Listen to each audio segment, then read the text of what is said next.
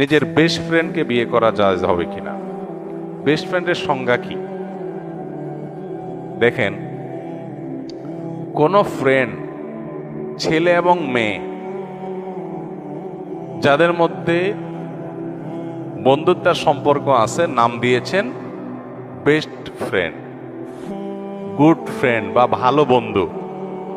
তার মানে কিছু খারাপ বন্ধু আছে।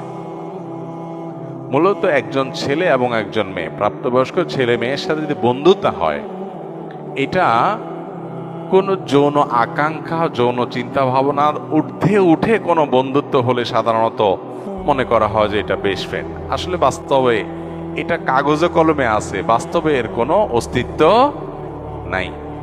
যদি বলেন যে বাস্তবে এরকম আছে, তাহলে বুঝতে হবে তাদের দুজনের একজন অথবা উভয় অসুস্থ, তাদের শারীরিক ট্রিটমেন্ট করতে হবে, কারণ আল্লাহ তাআলা সৃষ্টি করেছেন এভাবে।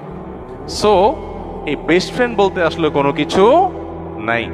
গায়রে মাহরাম সবার সাথে বিয়ে করা, আপনার যদি মাহরাম না হয় তাহলে সে আপনি নাম দেন best friend, only friend, just friend. জেনা করার জন্য বহু এরকম শব্দ আপনার জেনাকে স্বাভাবিক করার জন্য বিদেশিরা ছড়াইছে, সেটা আমাদের সমাজে চলে আসছে। বিধায় এটা বেস্ট ফ্রেন্ড না, এটা বরং ব্যাড ফ্রেন্ড। কারণ বিয়ে বহির্ভূত বন্ধুত্ব করেছেন, এটা বিয়ে হয়ে গেলে তখন হবে কি?